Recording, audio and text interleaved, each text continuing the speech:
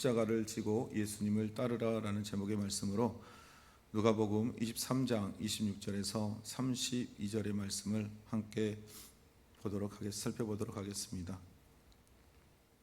26절부터 제가 한 절, 여러분들이 한 절, 마지막 절을 합독하도록 하겠습니다. 그들이 예수를 끌고 갈 때 시몬이라는 구레네 사람이 시골에서 오는 것을 붙들어 그에게 십자가를 지워 예수를 따르게 하더라.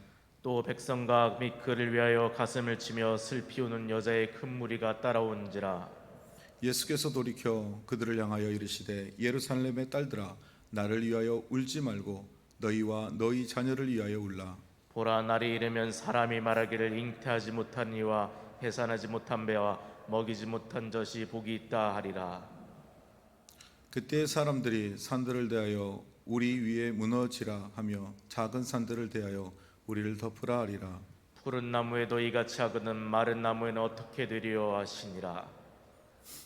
함께 읽겠습니다. 또 다른 두 행악자도 사형을 받게 되어 예수와 함께 끌려가니라. 아멘.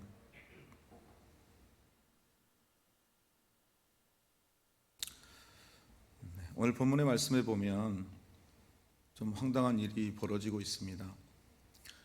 이 본문이 있기 전 하루 전날 밤 많은 일들이 유대 안에는 일어났습니다. 전날 밤만 해도 많은 사람들은 그 밤 사이에 어떠한 일이 있었는지를 아무도 모르고 있는 상황입니다. 유대의 지도자들은 자신들의 권력과 명예를 위해서 예수 그리스도를 잡아들였습니다. 그리고 사내들인 공회에서 그를 정죄하고 또 그를 재판하고 이제 로마의 법정에 그들을 이끌어갔습니다.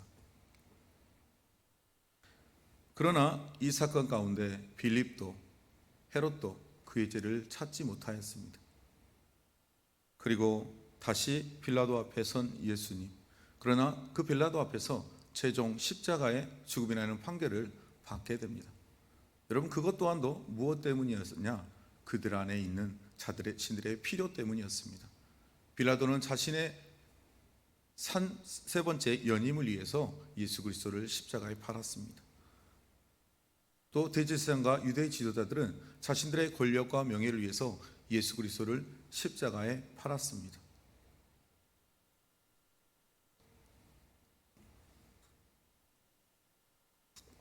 그리고 유대의 백성들도 조금 전까지는 예수님을 따랐던 그들 안에서 바라바라는 유대의 독립투사를 선택하며 예수님을 십자가에 매달라 그를 십자가에 달아 죽이라, 오히려 그들도 예수를 팔았습니다. 그리고 나서 이제 아침이 되어서 이제 어떤 일이 일어나죠? 그들이 예수를 끌고 가고 있는 모습이 펼쳐집니다. 그런데 이거를 어떤 자들이 봐요? 밤새 함께 있었던 무리가 아니에요. 어젯밤 예수님의 말씀을 듣고 잠자리에 가서 오늘 또 예수님의 말씀을 듣고 예수님과 함께 예루살렘에서 하나님 나라의 복음을 듣기를 간청했던 많은 유대 사람들이 모여들었어요. 그를 사랑하고 존경하고 따랐던 많은 무리들이 모여들었어요. 물론 그 소문이 아침이 될 때 쫙 퍼졌겠죠. 그 소식을 듣고 그 앞에 왔지만 여러분, 믿길 수 없잖아요, 그죠? 어제까지만 해도 수없이 많은 사람들이 예수 그리스도를 다윗의 자손이라 말하며 예수 그리스도를 따랐어요. 이제 그 나라가 하나님이 약속한 그 다윗의 왕국이 이루어질 것을 기대하면서 한뜻 부푼 가슴을 가지고 나왔어요. 그런데 여러분, 어떤 일이 있는 거예요? 예수님이 십자가를 끌고 가시는 거예요. 여러분, 상상할 수 없는 일이 벌어진 거예요.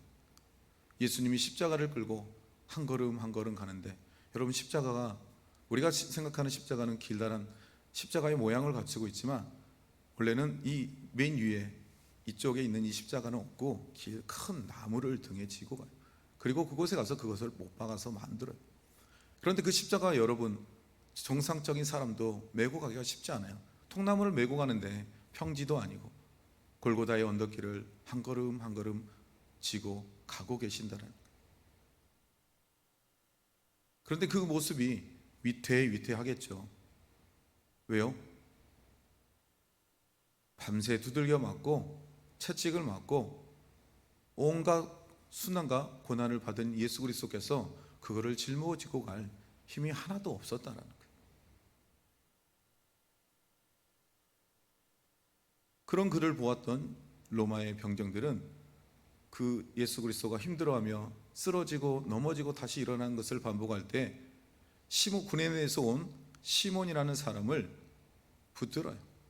이제 네가 저 십자가를 골고다 언덕까지 예수를 대신하여 지고 따르라 라고 말해요.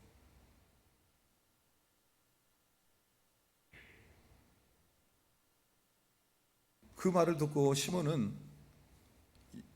그 나무를 지고 한 걸음 한 걸음 예수 그리스도와 함께 십자가의 길을 가고 있는 거예요. 마가복음 15장에 보니까 이렇게 되어 있네요. 그 사람이 어떠했냐? 알렉산더와 루포의 아버지인 구레네 사람 시몬이라 라고 되어 있습니다. 그들이 그를 억지로 같이 가게 하여 예수의 십자가를 지고 가라고 하였습니다. 그런데 나중에 보면 이 구레네 사람 시몬도 그 예수의 제자가 되어 오늘 자신이 생각지 않게 의도치 않게 예수님의 십자가를 지고 골고다까지 걷는 지금 자신의 상황에서는 최고로 비참한 자리이지만 그 은혜의 자리에 자신이 있음을 깨닫고 그 또한 예수 그리스도의 십자가를 지고 가는 종이 되었음을 성경은 기록하고 있습니다. 로마서 16장에 보니 주 안에서 택하심을 입은 누구라고요? 루포와 그의 어머니에게 문하라. 그의 어머니는 내 어머니라 라고 문안 편지를 써 있는 걸 볼 수 있어요. 자신도 모르게 십자가를 지고 갔지만 그 또한 자신이 져야 될 십자가가 무엇인지를 나중에 깨닫고 예수 그리스도를 따르는 진정 십자가를 지는 그의 종이 되었음을 성경은 기록하고 있습니다. 27절과 28절의 말씀에 보면 또 백성과 그를 위하여 가슴을 치며 슬피 우는 여자의 큰 무리가 따라오고 있었습니다. 여러분 그러지 않겠어요? 예수님을 너무나 사랑하는 많은 여인들이 뭐 여자들만 있었겠어요? 남자들도 말을 못하고 울지 못하고 아니면 또 우는 자도 있었을지도 몰라요. 그런데 가슴을 치고 슬피 우는 여자의 큰 무리가 따라오고 있는데 예수께서 오히려 그들을 돌아보며 이렇게 말하는 거예요.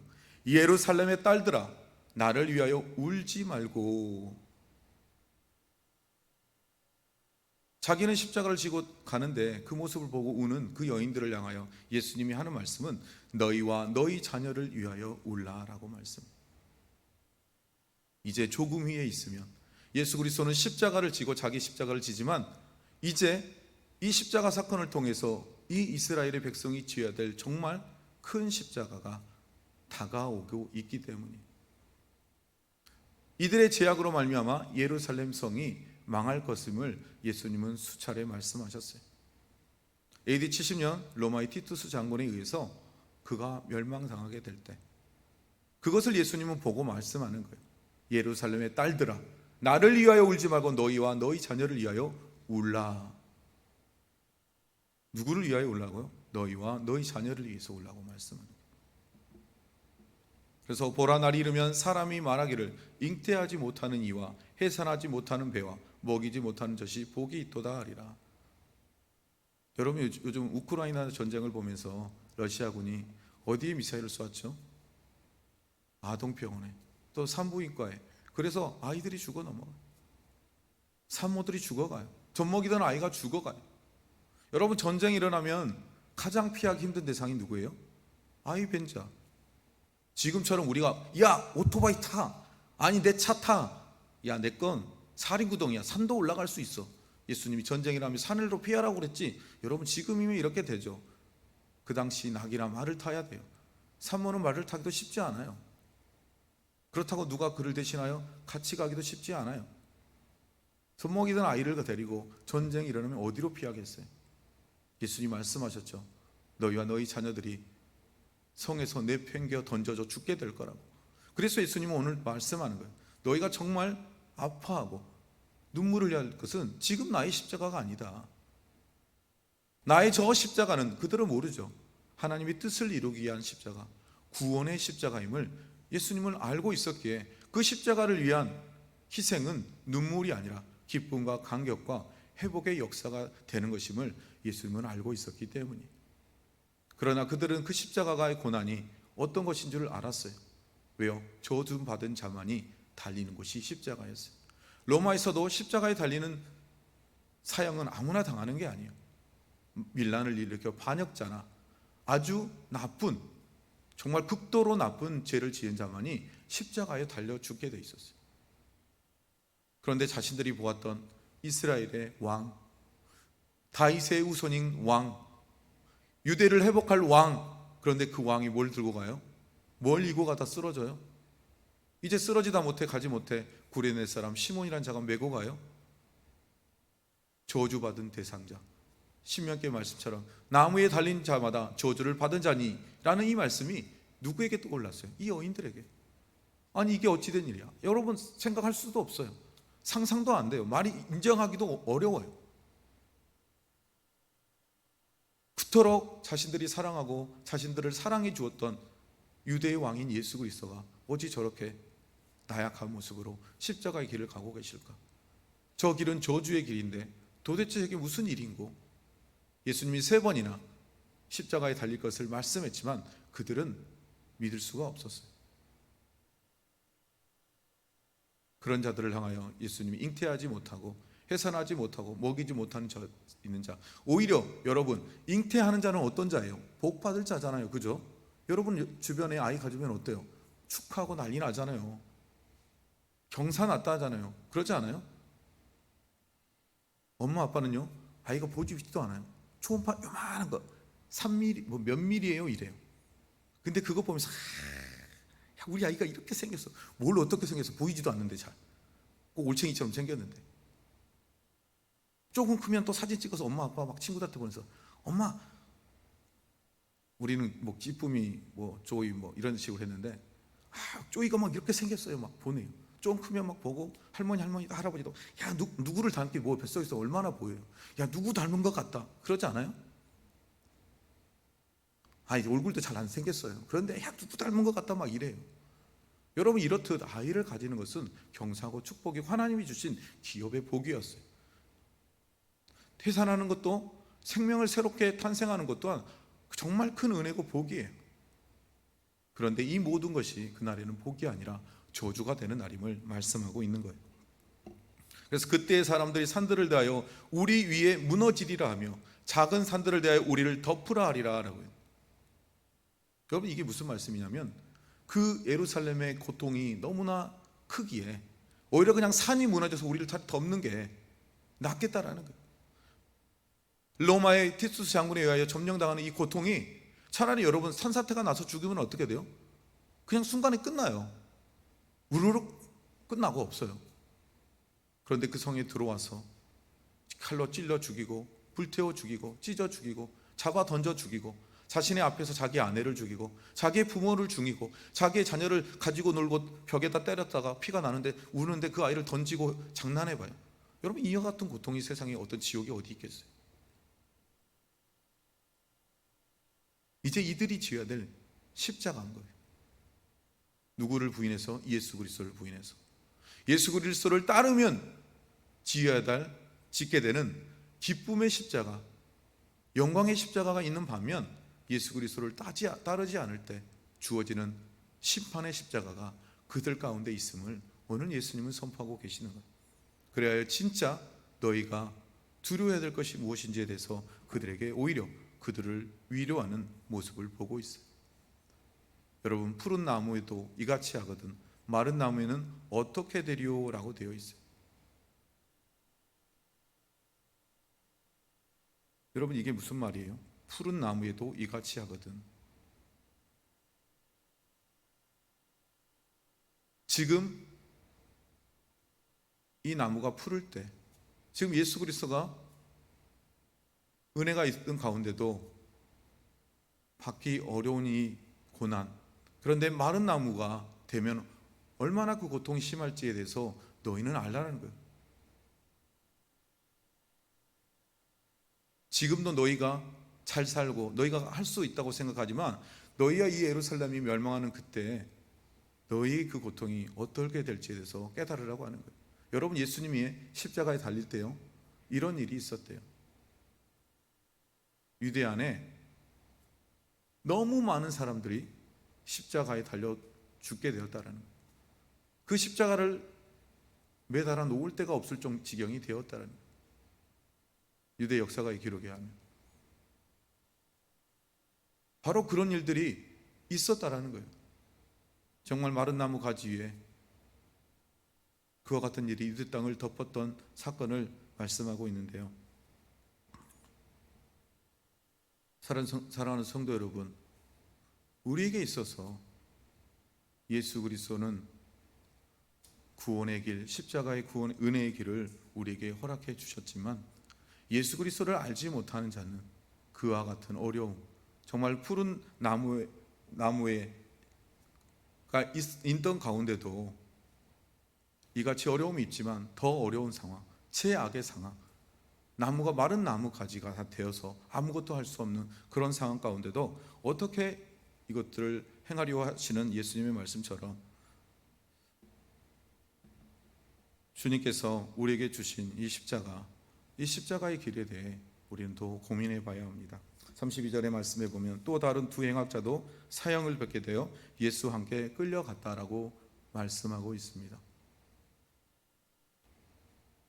이 두 행악자도 십자가에 달릴 정도면 그냥 일반 행악자가 아니라 밀란을 일으키고 바라바와 같이 독립투사 같은 그런 일을 했거나 아니면 극악무도한 죄를 지은 자였습니다. 그들 또한도 오늘 예수님과 함께 끌려 십자가에 달려가 있음을 우리는 볼 수 있습니다. 사랑하는 성도 여러분, 십자가를 지고 예수님을 따라야 합니다. 만약 십자가를 지고 따르지 않으면 그 십자가는 멸망의 십자가가 될 수밖에 없습니다. 십자가를 지고 예수 그리스도를 따르는 자는 구원의 십자가, 생명의 십자가, 은혜의 십자가가 됩니다. 그러나 십자가는 지지 않으면 그 예수 그리스도를 십자가를 진다는 것은 내가 예수 그리스도와 함께 동행하지 않는 삶을 산다면 그거는 영원한 지옥의 삶을 이 땅에서 이미 누리고 사는 것입니다. 그래서 여러분, 십자가는 어떻게 지어야 되나요? 내가 특별히 뭔가를 해야 될 때만, 하나님께 좀 잘 보여야 될 때만, 여러분 그런 게 아닙니다. 십자가는 내가 어떻게 지어야 되냐? 매일매일의 삶 속에 내가 예수 그리스도로 말미암아 예수 그리스도 때문에 내가 가야 될 십자가가 있다면 여러분 그 십자가를 기쁨으로 달게 지고 따라가십시오. 그것은 구원의 길이고 생명의 길임을 여러분 믿으시기 바랍니다.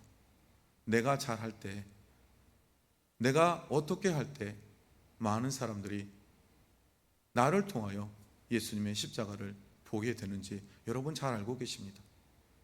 내가 어떻게 내 가정에서, 내가 어떻게 내 직장에서, 내가 어떻게 내 가족과 이웃의 바운더리 안에서 주님의 십자가를 지고 내가 고난 당할 때, 때로는 그 무기력함으로 분명히 그들도 알아요. 저가 잘못한 게 아닌 걸. 그들도 저가 왜 저런 바보 같은 행동을 하고 있는지 알아요. 여러분 그걸 왜 해요? 왜 우리가 바보 예수가 되는 거예요?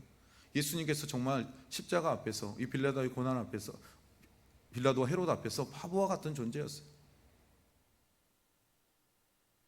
그런데 우리도 어때요? 우리도 그런 존재가 되어야 돼요. 무엇 때문에? 내가 지어야 할 십자가니까요.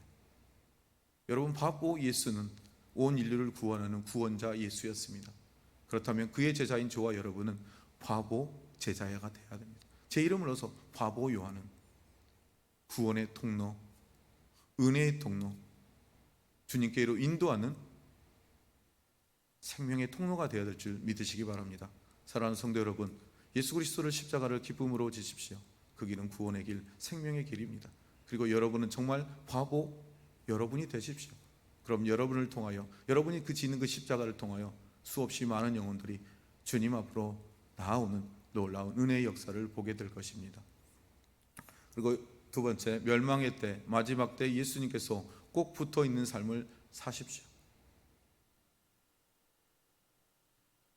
지금 보면 예수 그리스도를 믿으면 어떻게 된 것을 알면서도 수없이 많은 여자의 무리와 수없이 많은 무리들이, 제자들이 예수 그리스도를 따라가고 있어요. 잘못하면 어떻게 돼요? 같이 끌려갈 수 있어요. 같은 고난을 당할 수도 있어요. 밀란에 동참한 자가 돼요. 그런데 그들은 누구를 떠나지 않았어요? 예수 그리스도를 떠나지 않았어요. 예수 그리스도를 따르면 예수님이 말씀하죠. 너희가 나를 따르는 것 때문에, 나의 이름 때문에 너희가 핍박받고, 때로는 내 부모와 내 아내와 내 자식과 내 주변의 사람들로, 때로는 교회를 통하여 고발당하고 핍박당하고 죽게 되는 일이 있을 거라고. 여러분, 멸망의 때 우리가 정말 선택하고 붙들어야 될 것은 무엇이냐? 오직 예수 그리스도임을 기억하십시오. 예수 그리스도께 우리가 접붙인다는 표현을 쓴 것처럼, 여러분, 접붙인 자는 떨어지면 죽게 돼 있어요. 꼭 예수님 앞에 붙어서 그분만을 붙들고 살아가는 저와 여러분의 삶이 되기를 주님의 이름으로 축복드립니다. 그래서 또 우리의 삶 속에 또 그리스도의 생명의 열매 맺게 하는 놀라운 은혜를 저와 여러분을 통해서 이루시길 바랍니다. 그런데 언제 이루어지냐? 십자가를 붙들고 따라갈 때만이 이루어지는 거예요. 내가 십자가의 삶을 살 때만이 그리스도의 성령의 열매를 맺게 되는 거예요. 우리 갈라디아서 2장 20절 우리 너무 좋아하잖아요. 내가 그리스도와 함께 십자가에 못 박혔나니. 내가 못 박히지 않으면 안 일어나는 거예요. 못 박히는 순간 이 역사가 일어나는 거예요. 이제는 내가 사는 것이 아니요 오직 내 안에 예수 그리스도께서 사는 것이라고 말씀하고 계시는 거예요. 여러분, 오늘 다 잊어버립시다. 오늘 우리 이것만 붙드십시다. 예수 그리스도의 십자가를 붙들고 나는 꼭 그분 곁에 서서 내 생명을 다하는 그 순간까지, 주님을 만나는 그 순간까지 주님의 십자가를 지고 기쁨으로 함께 동행하는 예수님의 제자가 되겠노라고 하는 그 고백이 저와 여러분의 신앙의 고백이 되기를 주님의 이름으로 축복드립니다. 이 시간 함께 기도하겠습니다. 주님, 감사합니다. 주님의 십자가를 오늘 또 보았습니다. 주님의 십자가에 대해서 늘 우리가 듣고 묵상하지만 그 십자가를 보지 않고 외면할 때가 너무나 많습니다. 수없이 많은 사람들이 자신의 이익을 위해서 예수 그리스도를 십자가에 팔아버리고, 또 다른 한 부류는 그 십자가를 두려워하지 않고 따르는 우리의 모습을 통해 주님은 우리에게 말씀합니다. 너희의 십자가를 지라고. 그리고 마지막 때 그 환난과 공고의 때에 정말 그 날을 위하여 우리가 두려워하며 떨며 준비할 것을 말씀합니다. 그리고 그날에 우리가 정말 해야 될 것은 우리의 생명조차도 두려워하지 않고 주님을 붙들고 나아가는 삶, 마지막 때 정말 더 은혜의 자리를 사모하며 더 주님을 가까이 하고 주님과 동행함을 통하여 내가 죽고 내 안에 성령의 열매들을 통하여 열매 맺는 삶을 살아가는 우리의 모두의 삶이 될 수 있도록 주님 은혜를 더하여 주시옵소서. 모든 것 감사하며 예수님의 이름으로 기도드렸습니다.